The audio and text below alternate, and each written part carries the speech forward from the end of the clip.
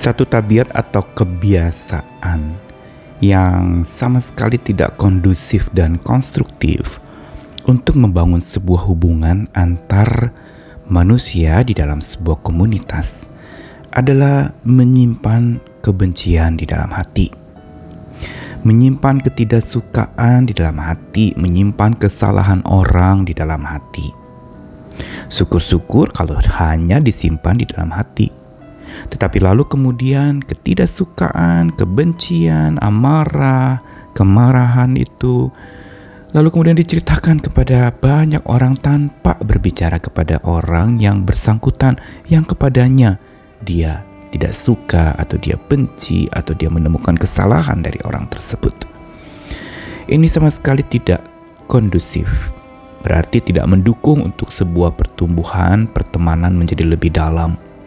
Begitu juga tidak konstruktif, tidak membangun sama sekali. Dan budaya ini seringkali kita lestarikan di dalam hubungan satu dengan yang lain. Menyimpan begitu rupa segala macam rasa-rasa yang salah di dalam hati.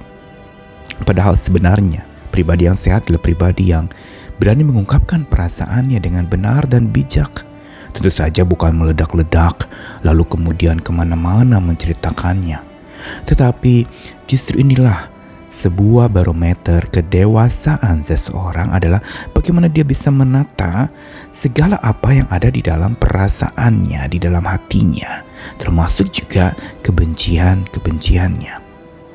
Karena itu pesan sabda Tuhan hari ini mau mengajarkan tentang jangan simpan benci di hati.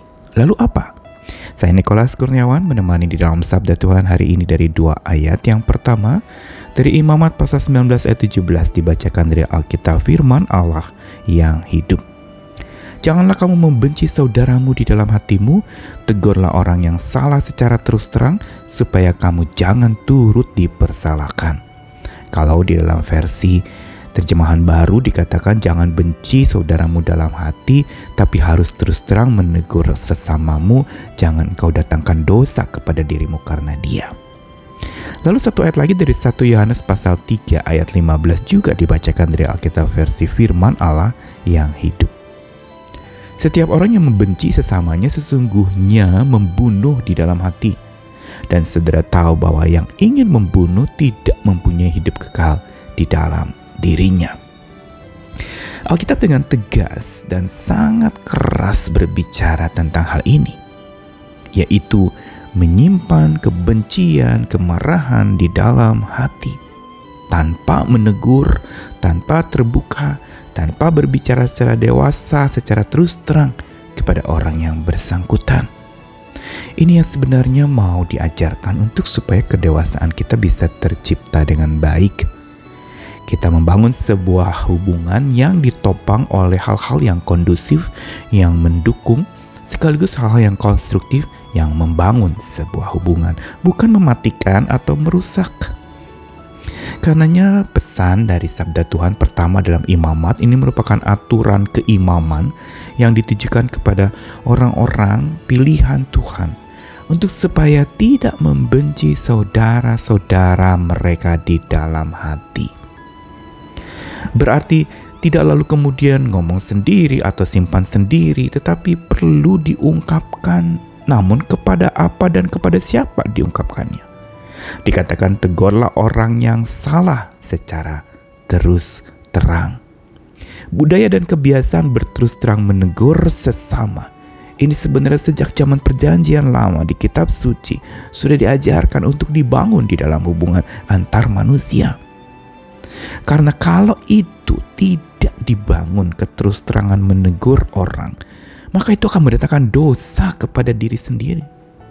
Atau dalam bacaan tadi di dalam versi firman Allah hidup dikatakan jangan turut dipersalahkan. Berarti kalau kita tidak menegur orang yang salah secara terus terang, kita bisa terlibat di dalam kesalahan itu.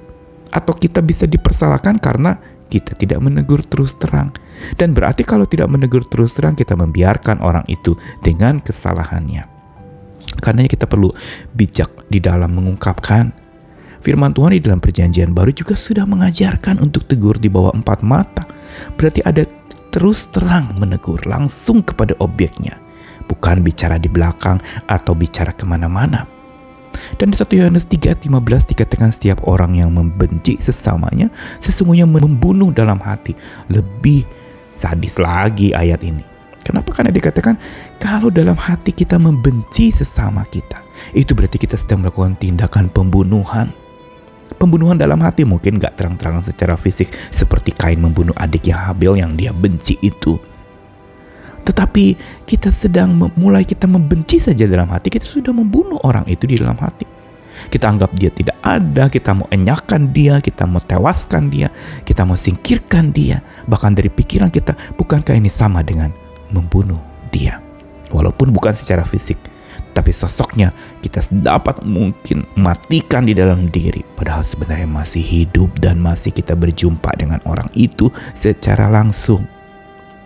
Alkitab dengan tegas menegur di dalam 1 Yohanes 3:15 bahwa orang yang membenci di dalam hati, yang menyimpan kebencian di dalam hati, sama dengan pembunuh yang dikatakan tidak punya hidup kekal di dalam dirinya.